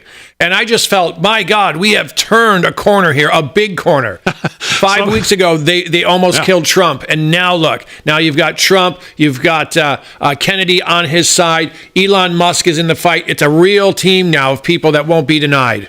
Someone in the chat said Kennedy pulled the stopper on the Democrats' bubble bath today. That's a good one right there. Live from Studio 6B, we'll take our last break of the night, and we'll be back right after this.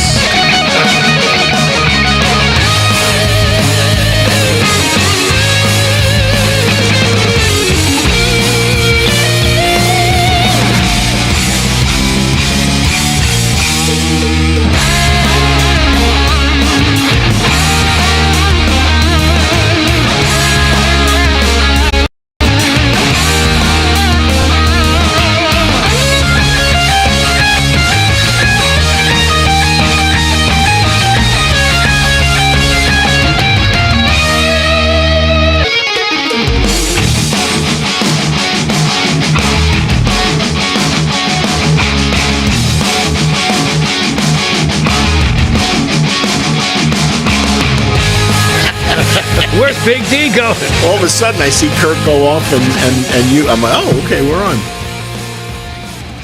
All right, we're live on social media. If you're watching on socials, we do appreciate it if you hit the like, subscribe, or subscribe to whatever you're watching on. If you're on YouTube, subscribe to the channel, hit the thumbs up. Really does help. X. What's our X numbers look like now? Did we cross 20,000? Let's see. Let's hope. Yay! 20K. Next stop, 30K on X. If you haven't subscribed to us on X, please do. It's absolutely free. It doesn't cost you a thing. Same thing on YouTube, Facebook, Kick, X, Rumble, everywhere we are. We do appreciate it. A lot of people like your shirt, Kev. I want Kevin's shirt, people say. Unvaccinated, conservative, meat-eating, gun owner. How else can I offend you today? You should turn it into a shirt, maybe. That's a good one. Yeah, we could probably do a version of that. Mock something like that up with a little 6B logo. Yeah, there you go. Do something like that. Let's go to... Let's go on to X since I'm there. McCartney 2 says, damn, your show's almost over. I hope you guys do a real recap on Monday. Bobby Kennedy's speech put a hole in the sun. It's the best speech I've ever heard in my entire life. There you go. And by the way, I've seen a lot on, we could talk about this when we get back on the network, but I've seen a lot of people. Just happen to have one in front of me here, Dr. Ben Braddock. I don't know who he is, but...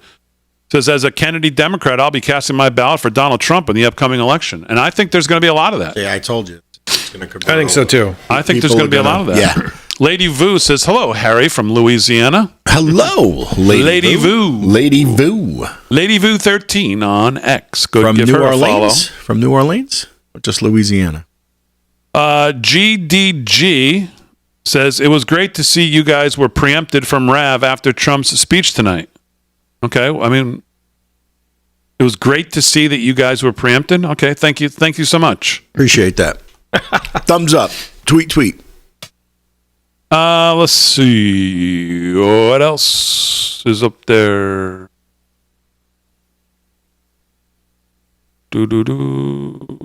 Most important question, what should I have for dinner tonight? Julia Flanagan says, I'm an independent voter, and RFK had my vote, but I was torn because I didn't want my vote to help Kabama get elected because I didn't think we could ever get enough votes to get RFK elected. I'm sure that's a situation that a lot of people felt. Yeah. He was going to hurt Trump. I saw, you know what? Some of the big boys on the radio were saying, oh, this is good for Trump. I said, no, this is not good for Trump. Commies are not going to vote for her.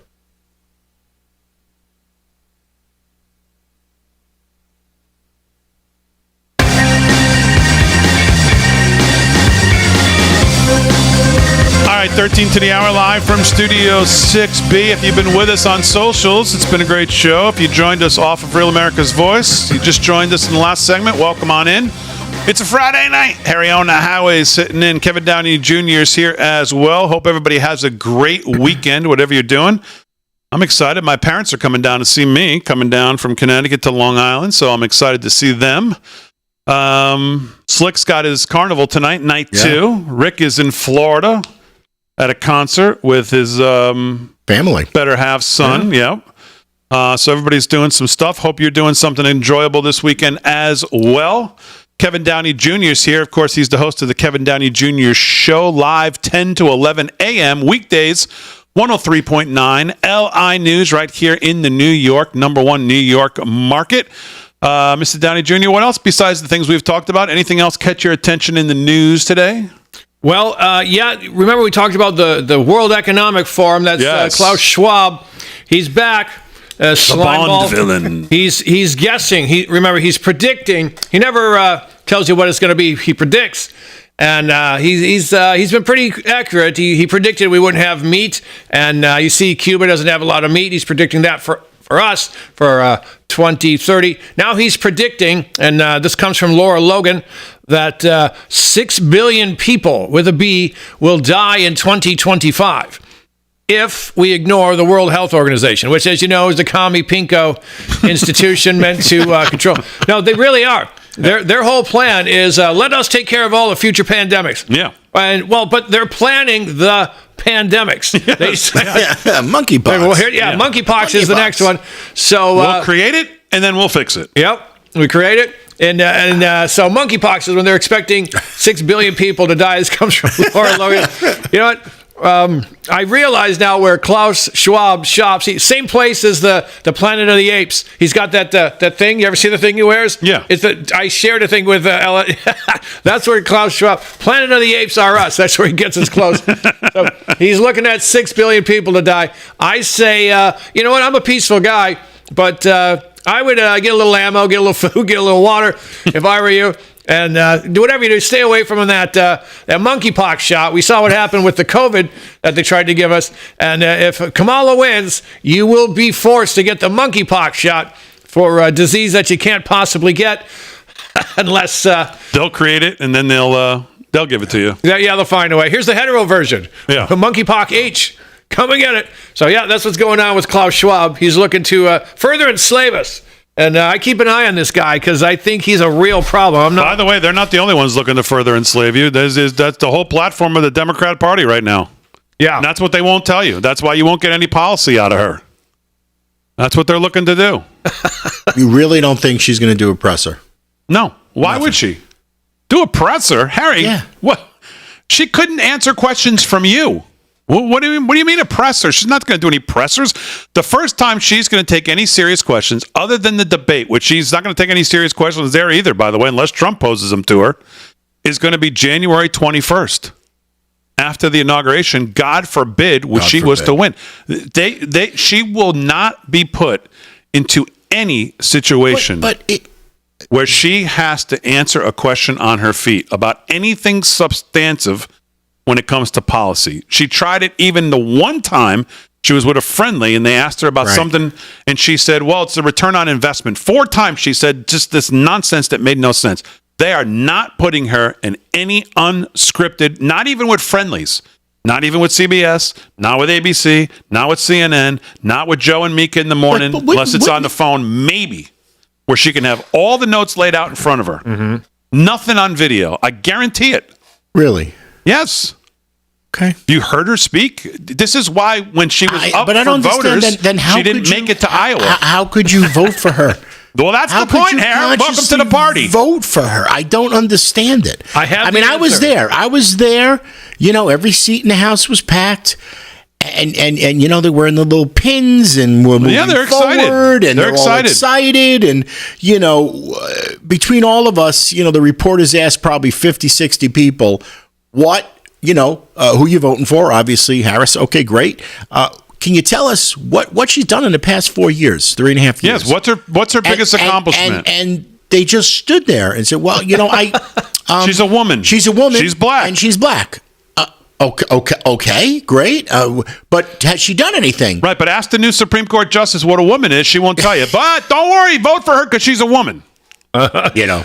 Well, they had gender-free bathrooms there too, by the way. I mean, big signs. Yeah. And I happen to go in one by mistake. And they can't, you know, they got to have their people be, you know. It was like the circus freak show and down the hallway. It was Ringling Brothers all over again. I just couldn't believe some of the stuff I saw. And it's just sad. It really is sad.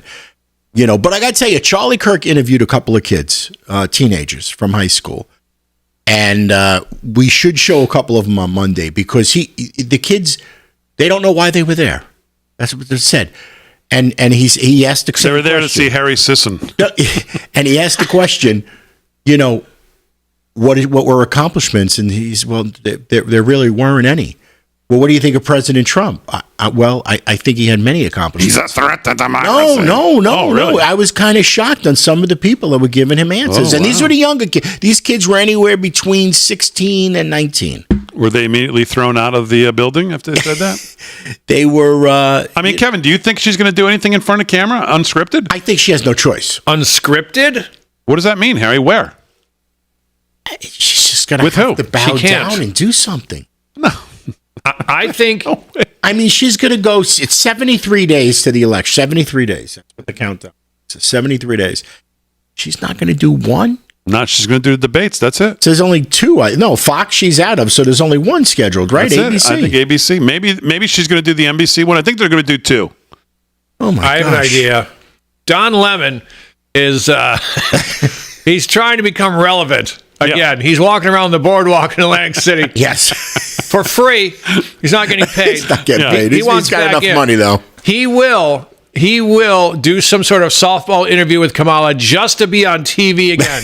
They'll hand him the questions and the answers, the product for the answers.